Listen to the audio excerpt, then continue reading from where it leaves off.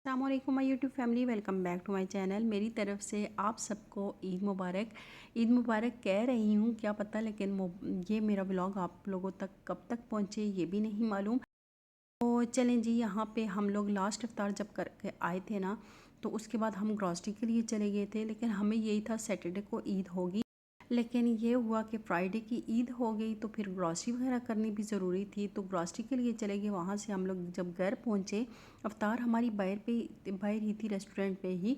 तो जब घर पे पहुँचे तो मनाइल को हो गया जी बुखार, बहुत तेज़ उसको बुखार हो गया था। उसको मैंने बुखार का सिरप दिया, हालांकि कोई एक्सपायर नहीं था, कुछ नहीं था, कुछ पता ही नहीं चला। जब थोड़ा सा टाइम गुजरा है ना, तो जब इसको बुखार बहुत ज़्यादा तेज़ हो गया है, उसके बाद सबसे पहले ना इसको इचिंग स्टार्ट हो गई थी फेस पे। तो फेस पे ये हल्का हल्का ऐसे ना जैसे कोई मसाज करता है, ऐसे अपने फेस को कर रही थी, क्योंकि इस बच्चा है, इसको समझ तो नहीं आ रही थी। फिर उसके बाद गर्दन पे, जब गर्दन पे आई तो फिर मुझे इसने बताया, मम्मा मुझे इधर इचिंग हो रही है। तो उस तरह करते करते ना फुल बॉडी पे ना इसको इचिंग स्टार्ट हो गई।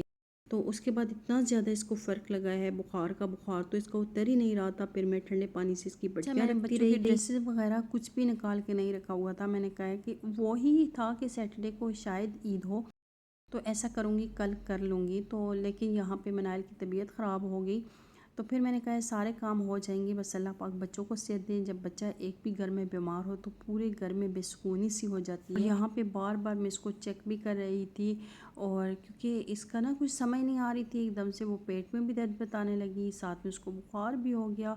तो बस ये है कि अल्लाह पाक इसको सेहत दे। तो यहाँ पे फिर चचा भी आ गए थे, हस्बैंड की जो चचा हैं वो भी आ गए थे, क्योंकि वो हर ईद पे ही आते हैं। तो ये होता है कि थोड़ा इंसान का ना जहन बदल जाता है, इधर उधर गपशप लगाता है बंदा। तो इस तरह बच्चे भी थोड़ा ये है कि उनको भी पता चलता है ईद है। साथ में जो कज़न है पुप्पोज़ाद बेटा मेरे हस्बैंड का, वो भी आ गया था, उसकी अम्मी की भी पहली ईद थी। बस हमारी ईद जो थी वो सैड सैड ही थी, और मेरे जो बहनोई हैं उनकी भी पहली ईद। अपना माइंड जो था वो बहन की तरफ भी था कि वो भी प्रदेश में ही है, कराची में, मतलब सारे बहन भाई अपने अपने, वो तो एबटाबाद में है, तो इसलिए उसकी तरफ भी था कि पहली ईद है बच्चों की, उनकी तो कुछ समझ ही नहीं आ रही थी।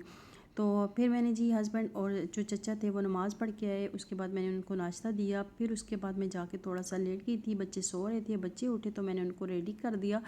मैमूना को तो रेडी होने का माशाल्लाह से बहुत ज़्यादा शौक़ है, सारे ही बच्चों को ईद पे होता है। खुद जब छोटे थे तब भी अपना भी यही हाल था, लेकिन अब तो पता ही नहीं चलता। कि बस ये है कि ईद मनाना नहीं कह रहे, कि जब से अम्मी अबू की डेथ हुई है उसके बाद ऐसे लगता है जैसे ईद का दिन गुजारना होता है। लेकिन ये है कि त्यौहार है, अल्लाह पाक की तरफ से खुशी का दिन दिया हुआ है।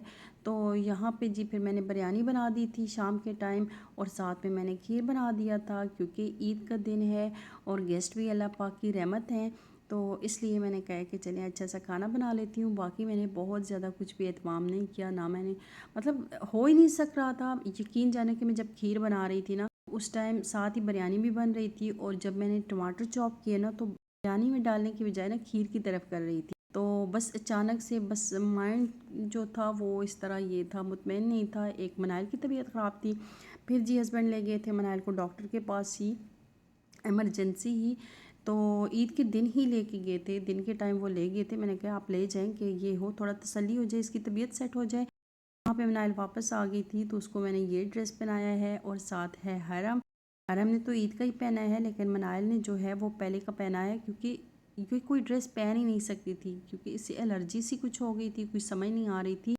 बस ये हमारा ईद का दिन गुजरा है। और सेकंड डे फिर हम लोग बाहर चले गए थे, कॉर्निश पे चले गए थे, और साथ में मॉल चले गए थे। फिर थर्ड डे भी हमारा कॉर्निश पे ही था। यहीं तक है मेरा आज का व्लॉग। अल्लाह हाफिज़, टेक केयर।